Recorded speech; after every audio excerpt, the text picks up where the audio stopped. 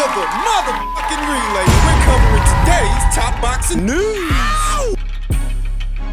Okay, we'll start with this. Mikaela Mayer's venture north of lightweight, making it crystal clear who she's after. She's after Natasha Jonas. She very recently spoke with Sky Sports, detailing why she's been spending so much time in the United Kingdom, who she means to fight once she arrives at welterweight, and to no one's surprise, she's targeting a fight with IBF champion Natasha Jonas. Which is what I said. The network relationship already exists between Top Rank and the people at Sky and Boxer. The fight can happen, presumably beyond Mikaela's upcoming fight with Sylvia Bortot on the undercard of Eubank versus Smith 2. I don't know if Natasha Jonas means to squeeze in an interim fight, a voluntary title defense, before this year is out. There's plenty of time to do it, but what we do know is that Mikaela will fight at least once before she squares off with Natasha. What Natasha decides to do with the rest of this year, your guess is as good as mine. And Natasha Jonas has proven to be a notoriously shrewd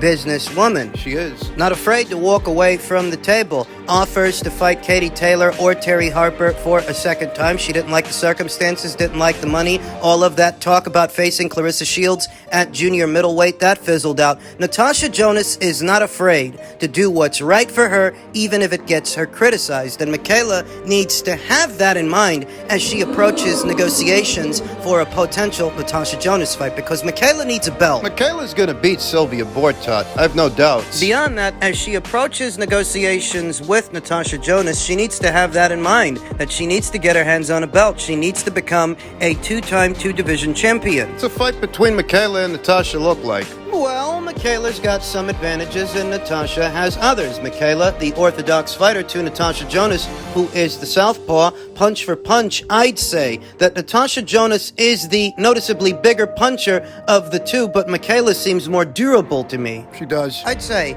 that Natasha Jonas's best punches are her straight punches and looping punches from the outside coming in as she closes the distance, whereas Mikaela Mayer throws good straight punches too, but she's not limited to throwing straight punches. Mid-range to inside, she's pretty good, pretty solid. More solid, I'd say, than Natasha Jonas. Showed good durability there in the Maiva Hamadouche fight, as well as good shot selection. Short hooks to the body, short hooks to the head. More compact than what you see from Natasha Jonas, thus harder to counter. Because the punches are short, Natasha Jonas, when closing the distance and getting off those straight punches, that jab and that straight, she can be quite formidable, but in the pocket, she can be caught, she can be hurt. And we saw that in the Vivian Obanov fight many years ago, the fight where Natasha Jonas was stopped. Yeah, I don't think Natasha Jonas takes a better punch than Mikaela Mayer. Mikaela Mayer has been in there with some really strong punchers, really hard punchers, like Maiva Hamadouche, like Alicia Baumgartner. Not only does she show good punch resistance, but good cardio. She's shown a good engine. She is some years younger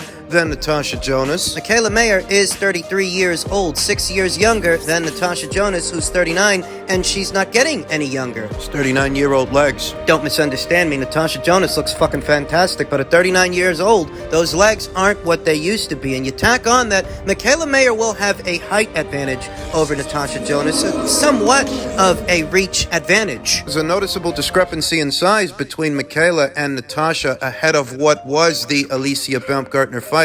Mikaela was noticeably taller and longer than Natasha, even if she's not necessarily stronger. I don't think she's stronger than Natasha, not necessarily a stronger puncher, punch for punch, though at 147, she will feel stronger. Not having to boil all the way down to 130 or 135, given her physical dimensions, she will have somewhat of a strength boost at that particular weight, because she's got the kind of physical dimensions to where she can really fill out. And tack on that she's taller, longer, and she's a jabber. Mikaela Mayer sets everything up off the jab. So does Natasha Jonas. Both step into it to bring the backhand over, but I feel that Mikaela Mayer is a little better mid-range to inside, a little better in the pocket than Natasha Jonas. Because of her height and her length, I feel like she can nail Natasha coming through the front door, whether it's Mikaela stepping into her jab or Natasha stepping into hers. That height and that reach advantage that Mikaela has, that would have its role to play. Slight edge to the taller, younger, fresher fighter. slight edge to Michaela Mayer. In truth, I'm more of a fan of Natasha Jonas than I am of Michaela Mayer, though all things even, looking at this fight, I think Michaela Mayer has what it takes to perhaps lift the blue belt, lift the IBF title from Natasha Jonas. Still very formidable at 39 years old. For this kind of fight, though, for this assignment, I think Michaela Mayer would go into it with an edge. She's the fresher, younger fighter with the better engine, better punch resistance, in my humble opinion. I think she'd win the fight. She might. It would be one of the bigger fights that either fighter, either Natasha or Michaela, can fight in without involving any of Matchroom's Valkyries, any of Matchroom's fighters. No, I don't think either Natasha Jonas or Michaela Mayer want to have to cross the street. They'll fight each other before that happens, and I think it will, early next year.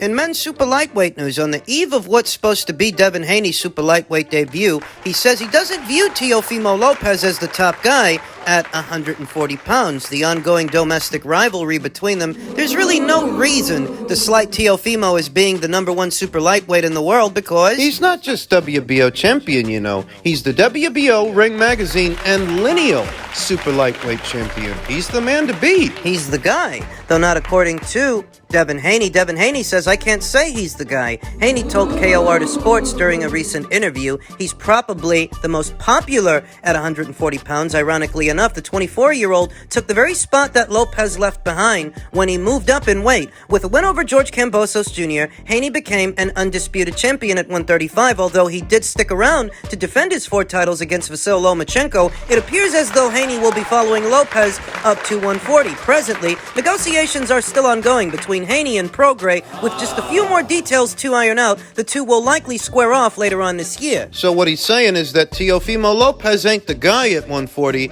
but he is the most popular. I don't agree with that. I actually think Ryan Garcia is more popular than Teofimo. That's if we're gauging popularity. If we're gauging accolades and accomplishments, then yes, Teofimo very much is the guy. In Devin Haney's opinion, he's not the guy. Regis Prograis would be that guy. That doesn't make any fucking sense. Josh Taylor beat Regis Prograis and Teofimo beat Josh Taylor. That would make Teofimo the guy by default, the guy by way of the process of elimination. It's not like Regis ever avenged his loss to Josh Taylor. He didn't, and Josh Taylor just got beat by Teofimo Lopez in dominant fashion. So how the hell could Regis Prograis be the guy when Teofimo beat the guy that beat him? No, Devin Haney's just being petulant and uncooperative. He just refuses to give Teofimo Lopez his flowers because that's his domestic rival. That's his contemporary. He's not going to admit that Teofimo Lopez is very much the guy, the man to beat at 140 pounds. That's all it is. That in tandem with Devin Haney beating George Kambosos, who beat Teofimo, in Devin Haney's own mind, he probably feels, well, how could Teofimo be the guy at 140 when I beat the guy that beat him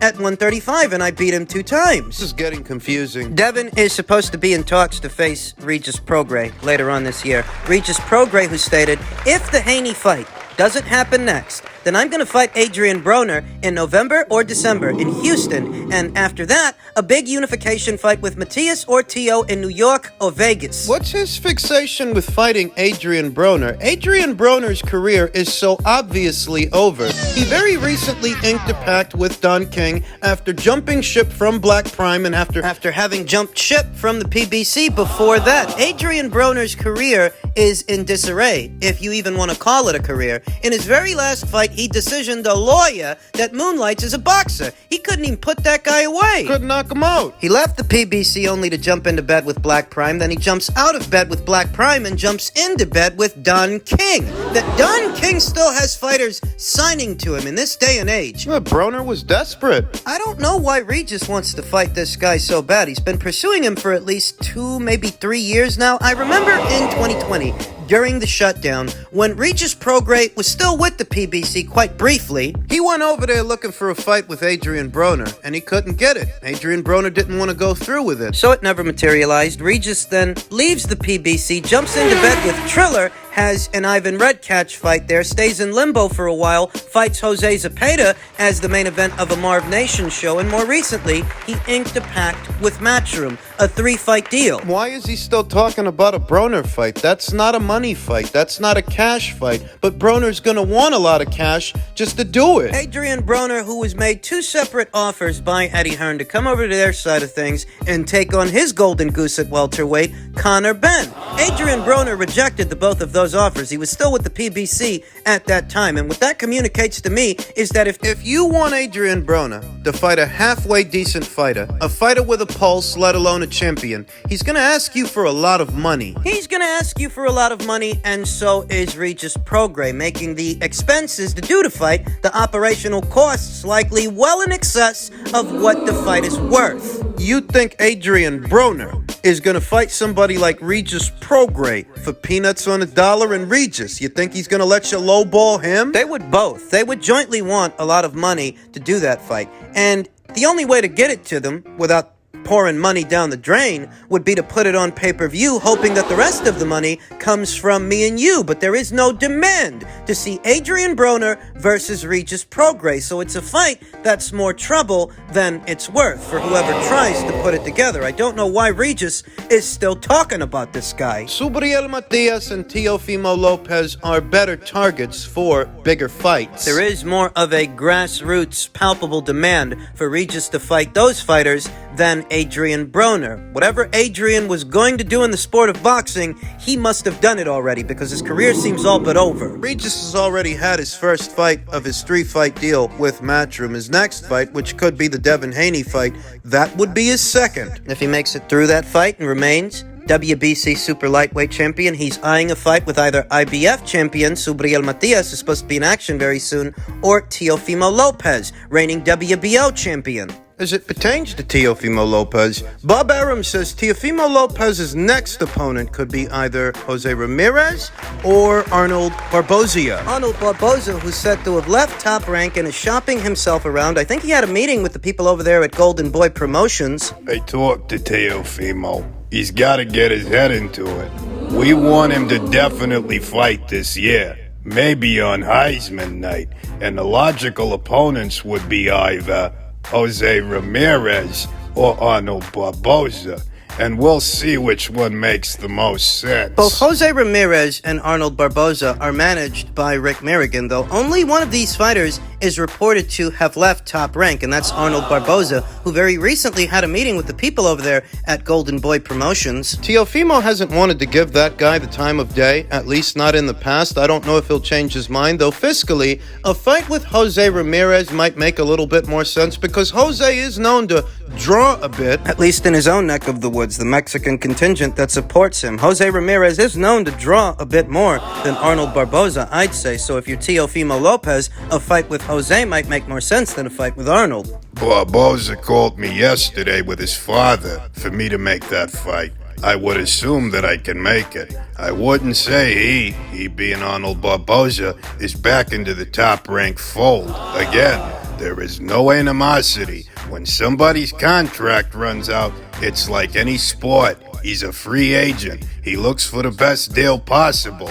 And Barboza was no different. When he fought under the Top Rank banner, he was no trouble and he was always available. And he acquitted himself well. Bob Arum doesn't seem beyond helping Arnold Barboza out, though ultimately a fight between him and Teofimo rests upon Teofimo and whether or not he's willing. Now, Bob Arum himself, he welcomes a fight between Teofimo and Ryan Garcia, but says it depends on Golden Boy's relationship with Garcia. It's been tumultuous. Yeah, I mean, I talked to Oscar, I've talked to Eric, who are good friends. They would like to make that fight. It depends on their relationship with Ryan. I don't want to get into it because I don't know enough about it. But if they can truly produce Ryan, that would be a huge fight for the both of those guys. And I would certainly be interested in it.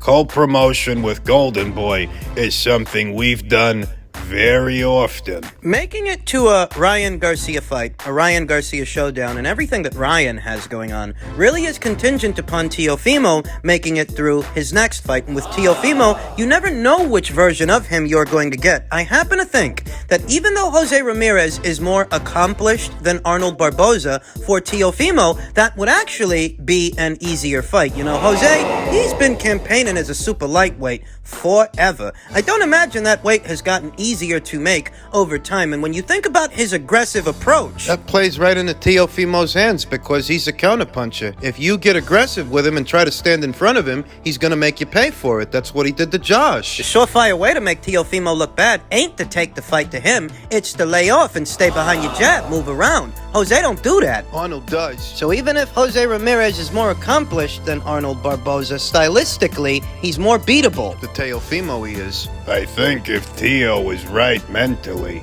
nobody beats him at 140. I really believe that. You know, if Teo is distracted with personal problems, then Garcia, who really punches hard, can win by knockout. So again, when you're dealing with fighters, you don't know what you're gonna get from fight to fight with a lot of them. As stated, I feel that Jose Ramirez would be a more ideal fight stylistically for Teofimo than Arnold Barboza, because Arnold does have a propensity to move around, stay behind his jab, and box, whereas Jose Ramirez takes a more straightforward approach. And given how long he's been at this weight and how old he is, that I don't imagine making 140 has grown easier over time, seems a more winnable fight to me for Teofimo than a Barboza fight. And Jose, unlike Arnold, he didn't leave Top Rank. Arnold did. He's not under contract with them, so it's not like they owe him anything. They don't owe him a fight with Teofimo Lopez. As far as what could be a Ryan Garcia fight, which for me and my money seems like a ways out from now, there are immediate parallels you can draw between Garcia versus Lopez and Garcia versus Davis. Believe it or not, Gervonta and Teofimo stylistically got a few things in common. They both use the shell guard to roll punches off the shoulder. They're both counter punchers. Now, Teofimo leads with his left, whereas Gervonta leads with his right. You know, he's a southpaw. Those slight differences and nuances that Teofimo is a little bit more herky-jerky than Gervonta Davis is. Stylistically, there are parallels you can draw between Garcia versus Davis and what could be Garcia versus Lopez, because Lopez, like Davis, he relies on the other man's aggression to set him up for counters. Neither man is all that prolific a puncher, all that busy a puncher. They wait to get off a hard shot and then they move in, but not up until they land, and land big. Now, the version of Ryan Garcia that Gervonta Davis fought may not be the same version of him that Lopez ends up fighting. When Garcia fought Davis, he was with Joe Goosen. Now, he's with Derek James. The Joe Goosen version of Ryan Garcia may differ from the Derek James version of him. We haven't actually seen Ryan fight